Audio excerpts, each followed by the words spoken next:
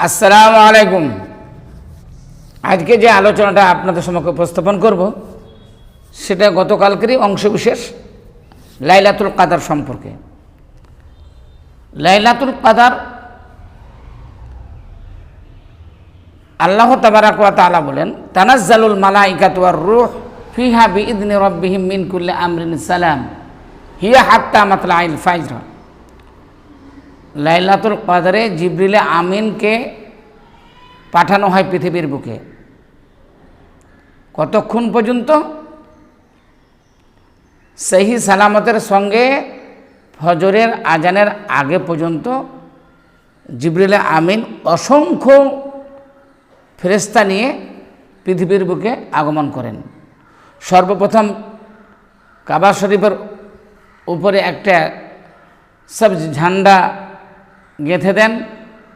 তারপরে তিনি প্রতিটা জায়গাতেই ঘুরে বেড়ান। যিনারা তাসবিহ তাহলিলে ব্যস্ত থাকেন, নামাজে ব্যস্ত থাকেন, কোরআন তেলাওয়াতে ব্যস্ত থাকেন, দুয়ায় ব্যস্ত থাকেন, তাদের সঙ্গে মুসাফা করেন এবং তাদের দুয়াতে আমিন আমিন বলেন।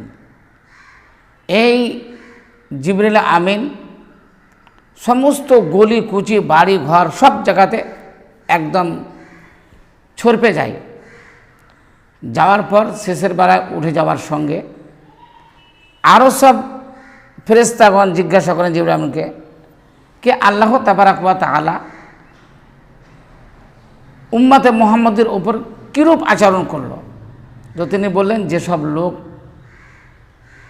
ব্যস্ত ছিল আল্লাহর তাসবিহ তাহলিলে তাদেরকে আল্লাহ তাবারাক ওয়া তাআলা সুনজরে দেখেছেন, তাদের পিছনেকার গুনাহ খাতা মাফ করেছেন। কিন্তু 4 শ্রেণী বাদে,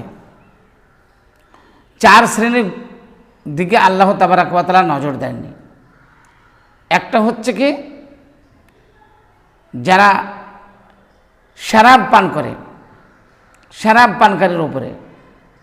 দ্বিতীয় হচ্ছে পিতামাতার অবাধ্য সন্তান, যারা পিতামাতার দিকে ভালো করে নজর দেয় না, এক কথায় পিতামাতাকে দেখে না, পিতামাতার সঙ্গে সদ্ব্যবহার করে না, ওই সব ব্যক্তিদেরকে। আর একটা কি, রিস্তা কো তোড়নে ওয়ালে,